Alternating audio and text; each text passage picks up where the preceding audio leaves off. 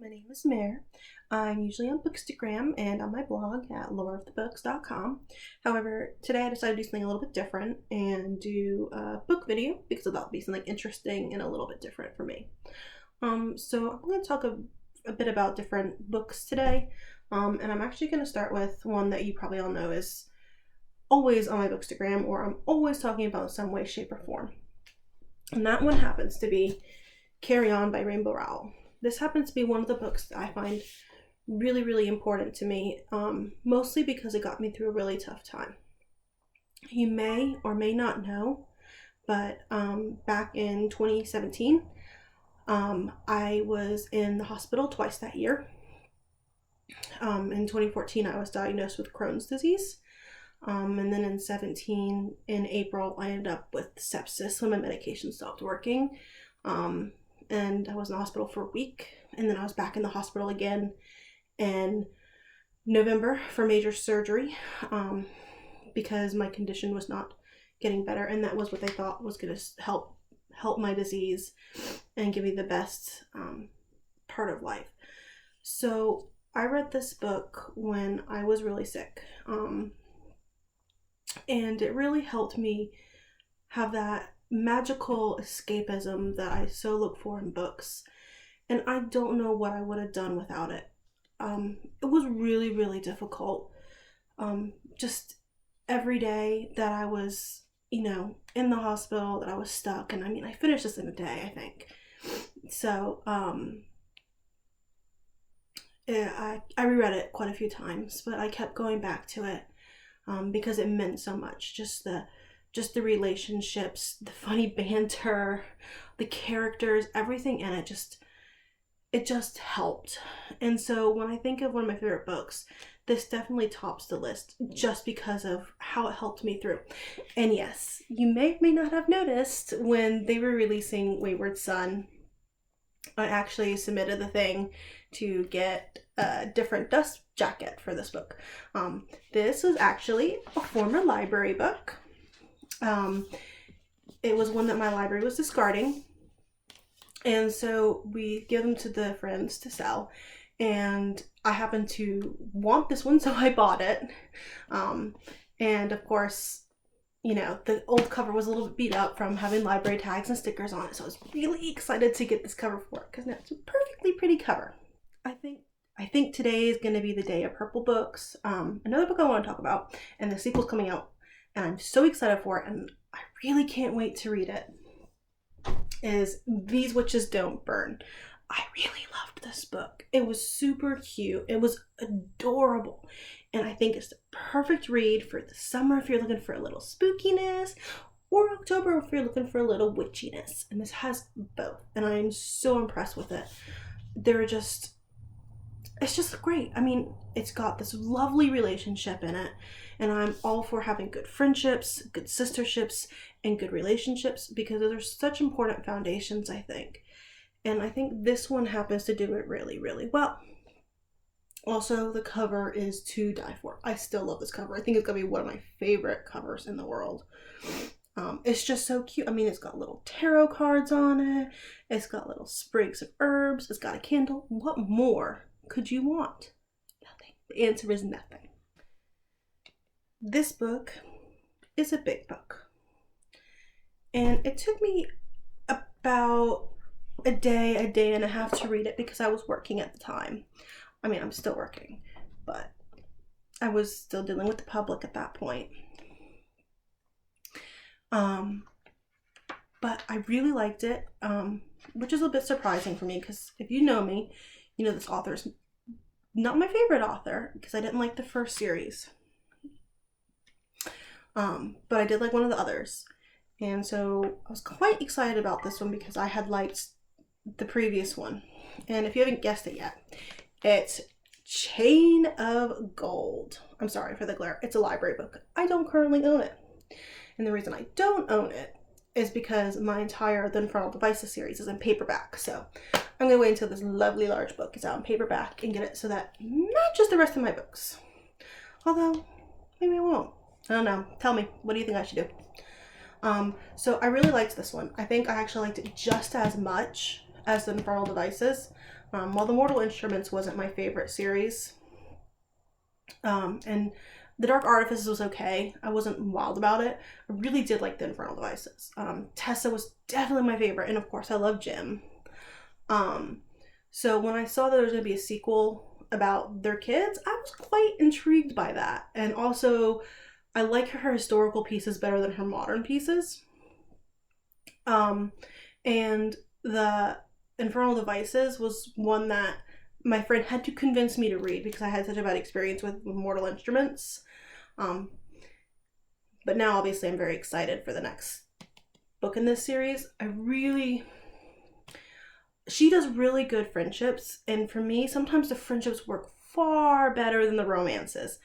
Lucy and Cordelia, for one. Matthew. I mean, it's just, I think they work better. And I'm not sure why. I'm not sure I'll ever figure out why. But they definitely work better. I also like her writing better in this one than in The Dark Artifices. I know The Dark Artifices is newer than The Infernal Devices, but I still think The Infernal Devices in this one have by far the best writing. But that might just be because I like the characters better. One thing I have noticed is so many of my favorite books are purple. I don't know why. Purple is definitely one of my favorite colors, or if not the favorite color, in fact. But the next book I want to talk about is A River of Royal Blood. This book is good. It was one of my 5-star reads, and I was so impressed. And I was desperate to buy this book, and I got really lucky because Book Outlet had it on sale and got it on Book Outlet. So I'm really happy. The cover is also very pretty. I loved the magic system in this. I loved the world building. I loved how the antagonism in the relationship between the two sisters. And normally I'm all for the sisterly bond. However, this one was done really, really, really well. And it's one I highly recommend if you like fantasy, the fae, or anything magical at all. I think you'll like this one. So summer will be upon us here shortly. We're in April. It's already been warm here. It's been running up between 85 degrees the other day. So that was kind of warm, but it was still nice. And I'm not quite ready for summer yet, but I am ready for summer reads. And during the summer, I tend to read a lot more lighthearted reads. I don't read as much heavy fantasy for whatever reason, but I also read a lot of contemporary. And one of the authors that I absolutely love and whose new book just came out, and I'm so excited to read it, and I haven't yet because I'm doing Owls, and I have a whole backlog of library books I gotta read first because I actually don't own those, and I can't return them late. It is Tricia Levenseller. I love her books. Her books are so amazing. I can't even tell you how good they are. You just have to read them. Daughter of the Pirate King was the first book I read by her. And I love pirates. I love sirens. I love mermaids. This has it all. There is nothing not to like about that. And one of the things I said not too long ago, my review about All the Stars and Teeth, which is another one I highly suggest you read, is these two have a similar tone to them in that respect. If you liked one, you're probably going to like the other. But yeah, Tricia Levenseller is definitely one of my favorite authors. Warrior of the Wild was also really good. So I'm so excited to read her new book. I cannot wait to read that one. Another author that I really like, and I own quite a few of her books, is Kirsten White. I really love her books. So the first book I ever read by her was actually her take on Lotta trilogy. Because I like fantasy, I like historical fiction, you mix the two, usually I'm fairly happy about that. Anyways, that's the first one I read by her, and I was so impressed by it. Because not only were the characters absolutely amazing, and that the writing was stellar, you were compelled by it. It's hard to explain because there was a lot going on. It wasn't totally fast-paced, action-packed, but it did have a lot of political maneuvering, and normally I don't always like that, but it was done well. And the Guinevere Deception definitely felt like it was like similar to that. And of course, Camelot, hello. I'm a huge King Arthur buff, and I always have been. And so when I heard that she was doing a retelling of Camelot, I was quite excited. And this book was spectacular. And I am so ready to read the next one. So ready. I'm so disappointed because I had just missed it. I had just started subscribing to Owl Crate back in August, was my first box.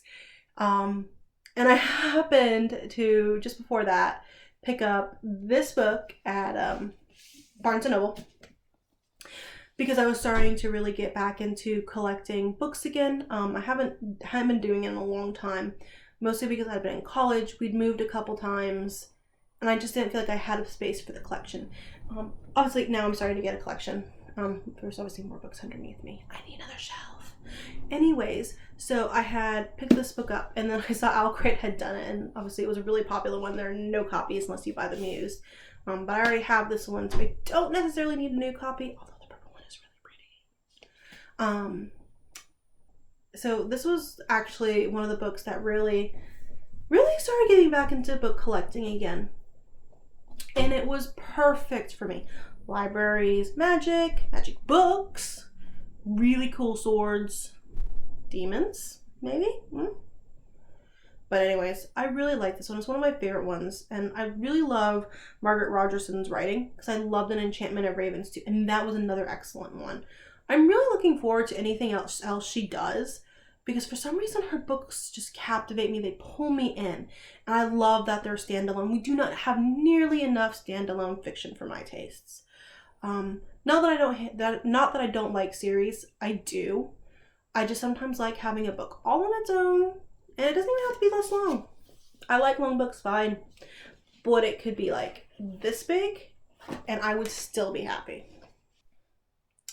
Another book I want to talk about, and I was so fortunate when I was at Y'all Fest to get to meet her, and she was so absolutely wonderful, and she was sweet, and I'm really pleased that I got to meet her. Was Roshni Chakshi's Gilded Wolves. If you haven't read this book, please get on it. It is really good. People compare it to Six of Crows all the time, and I liked Six of Crows too, but I also really liked this one. And they're not quite the same, but they also are the same with the terms of thefts and, heists and that kind of thing. Those ideas are the same. It's still got multiple point of views. However, they are very wildly different characters. And I was really lucky enough on NetGalley to get an arc of the Silver Serpents, and I read that. I liked it just as much. And you can read my full review for that on my blog, and that's coming out this fall. I was really surprised with parts of that book because things didn't go the way I thought they were going to, so I was a little bit disappointed, but it still doesn't take away the 5-star review I gave it. So anyways, I really liked the Gilded Wolves, and I really love this book, and she's got such pretty writing. But yeah, so this is definitely one of those that I highly recommend and one that I really enjoyed.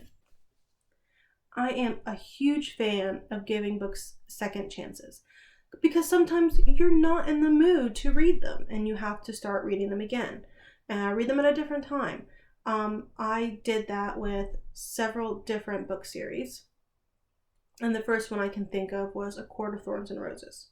So I read the first book and really hated Tamlin. And I said, I'm not reading this book again. I'm not finishing this series. It is really bad. I do not like it. Well, thankfully, one of my friends said, please read it again. I promise you the next book is the best. And they were right on the mark. That was the best book in that series. I'm really glad I gave it a second chance. I also gave Throne of Glass a second chance. I was not wild about the first book. I generally don't like love triangles. You may notice this. Love triangles, not my favorite thing, unless they're done really well. And I will talk about a book that has done love triangle really well. So I gave Throne of Glass a second chance, and now I think it's my favorite book by Sarah J. Maas right now. definitely still my favorite series. Although I just did finish reading Crescent City, and I enjoyed that one as well. But a book that I also gave a second chance and read more recently was one I got during the summer, and I was just like about it at first. I wasn't wild about it. I reread it, and I actually liked it better. And that happens, and it's happened to me quite a bit, but I definitely liked it better. And I'm very excited for the sequel. And excited to see what happens. I mean, yeah, some of it was predictable. I had guessed what it was going to be at the beginning. And I don't mind that. I don't mind guessing what happens. It doesn't bother me. But at the same time, I don't know. I don't know what was happening at the time, but I wasn't into it. But when I reread it, I was way more into it. So it's a solid read for me. I'm really happy about that. I definitely want to talk about my first Owl Crate book, which was August, which is House of Salt and Sorrows. I hesitate about retellings a lot because I haven't had really good luck with them. They're so hit and miss for me. But no lie, I really enjoyed this one. This was just the perfect creepy atmospheric summer read. To me, it felt a lot like what something Catherine Arden would write, and I love Catherine Arden. And I love Erin A. Craig too. She's a great writer, and I am so excited for her next book. Whatever that's going to be, I am definitely picking it up, and I am reading it. There are no two ways about that. A book whose love triangle I really liked, and one I really need to reread because I listened to an audiobook originally, and I don't always remember about audiobooks. I miss parts because I start zoning out and I can't keep my attention. But one book I really enjoyed and I thought had a really great love triangle is Strange Grace by Tessa Gratton. I like her writing. I really like the spookiness of this one too. Apparently, I like spooky, paranormal, supernatural books, which is true. I do like those. If you have any suggestions for those, leave them in the comments or send me an email because I really want to know what they are. Because I used to love The Mediator by Meg Cabot. If you read that one, read it. It's really good. Anyways, this is a really good love triangle. I really like how it works out. And more books should end like that because, yes, really, really liked that. This may have been overwhelming for you, the sheer amount of books I've talked about today, but I've got one more to talk about. Just because I would feel bad leaving it off because it was definitely one of my 5-star reads in 2019. And I'm sure the sequel is going to be a 5-star read in 2020. I hope. It's The Beautiful by Renee Adia. This book was amazingly lush and atmospheric, and there is so much to love about this book.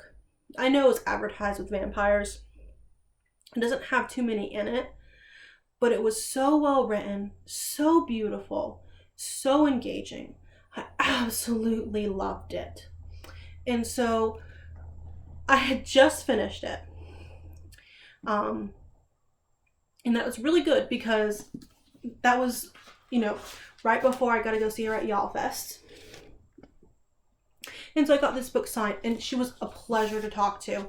And part of the reason I found The Beautiful so easy to envision with all the lovely descriptions of the flowering plants is because here, near Charleston, we've got a lot of those same kind of atmospheric Charleston streets. And so I felt like I could really put myself there, really envision it. And I just loved it. And that was so wonderful. Also, sorry for any beeping. That's my phone. I forgot to turn it out. And the little knocking sound is my door blowing. It's kind of windy here today. But thank you for listening. I really appreciate it. I do plan on trying to do some other types of videos to incorporate into my blog. So if you're more interested in watching videos versus reading really long review that I like to write, you can watch a video instead. I can't guarantee I'll do it for all of them. I simply do not have the time. So thank you again. Please let me know if you liked this.